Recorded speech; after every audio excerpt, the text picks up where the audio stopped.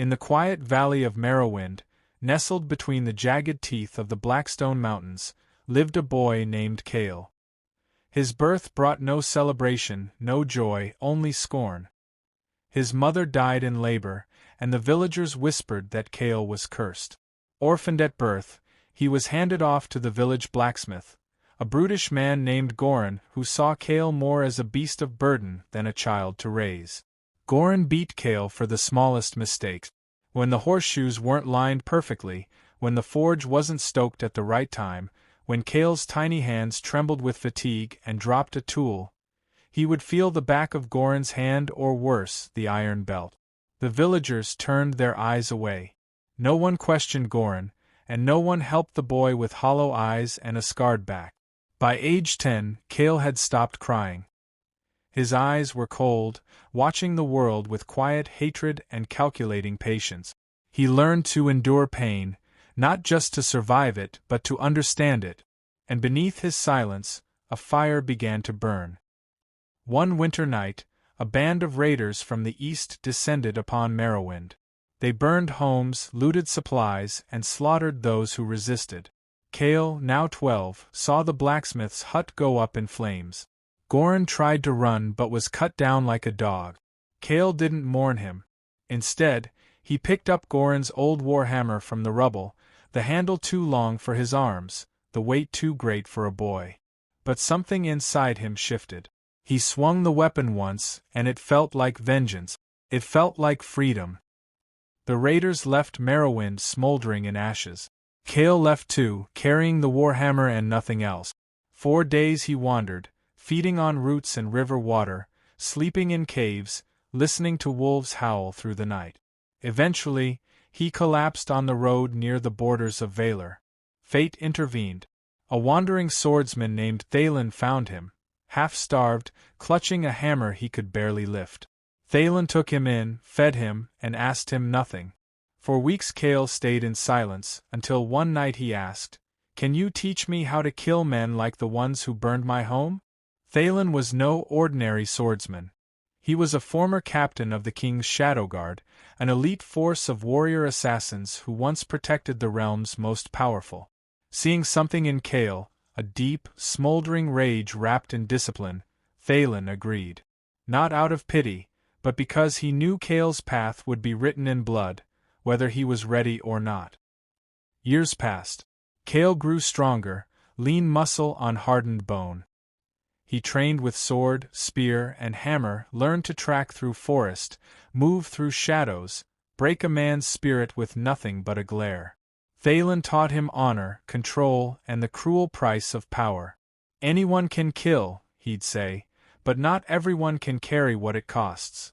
At 19, Cale was a ghost in the woods and a tempest in battle. Word of a warrior with a black warhammer and burning eyes began to spread. Bandits spoke of him in fear. Mercenaries cursed his name before falling beneath his blows. Cale became known as the Emberfist, a name whispered like a warning through the realms. But power always draws greater shadows. The kingdom of Valar fell into chaos as a dark warlord named Malric the Hollow rose in the north, wielding sorcery and a growing army of twisted warriors. Villages burned, kings bowed or died, and hope dimmed like dying embers. Cale could have stayed hidden. He owed the world nothing. But the fire in him, lit by pain, honed by training, would not let him rest. He rode alone to the front lines. In the Battle of Neretha's Wall, Cale stood where armies had crumbled. With his hammer, now enchanted by Thalen's old allies, he shattered armor like clay and sent dark sorcerers flying with earth-breaking strikes. His presence rallied soldiers, terrified the enemy, and turned the tide. He was no longer a boy. When Malric fell, crushed beneath Cale's hammer during a duel beneath a blood-red moon, the world watched in awe. The former slave of pain, once spit upon by villagers and beaten by a drunk, now stood as the savior of nations. Cale was offered titles, gold, and command of armies. He refused. "I am not a king," he said, "and I never will be. I am the consequence of those who let cruelty grow." Instead, he traveled the world, a silent protector, punishing tyrants, shielding the weak, teaching orphaned boys how to stand without fear.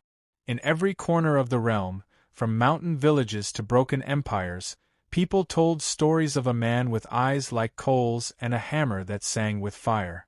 A boy once broken, a warrior reborn, and in the echoes of war and peace alike, his name endured. Cale, the Ember Fist, the boy who rose, the fire they tried to extinguish only taught him to burn brighter. Years passed since Cale, the Ember Fist, had slain Malric the Hollow and disappeared from the halls of kings. The lands of Valar, though scarred, began to heal. Children played in sunlit fields, the roads were safe again, and the bards sang of Cale with reverence, some calling him a myth, others a god in the shape of a man. But legends, no matter how bright, cast long shadows. Deep in the forgotten corners of the world, something stirred. Something older than Malric, older than kingdoms. A darkness that didn't roar with armies or flash with fire, but whispered, patient and poisonous.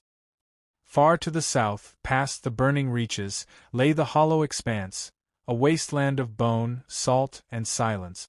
Few who entered returned, and those who did spoke of a pulse in the earth, of dreams that weren't theirs, of voices calling from beneath stone. There, the cult of the endless dusk had awakened something ancient, the Wormrot. Not a creature, but a force, living hunger sealed below the world since the first flame. It did not seek gold or glory. It sought undoing, of light, of memory, of the very threads of reality. And the cult had found Cale's name in the old tomes. They feared him, but more than that, they needed him.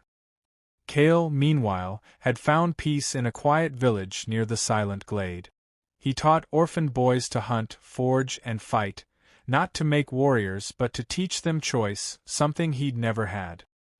He smiled more now, though it never reached his eyes. He had laid down the ember hammer months ago.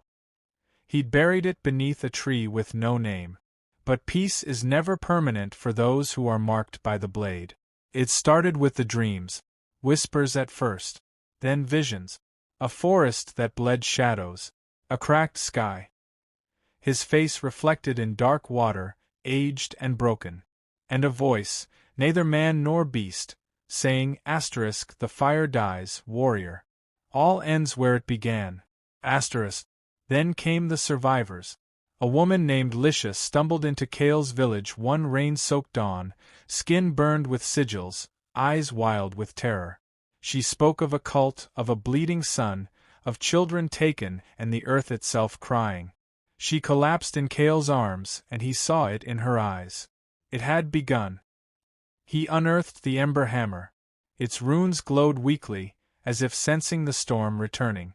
It felt heavier than before, not just in weight but in memory, as if the souls of those he'd slain clung to it still. Cale did not hesitate.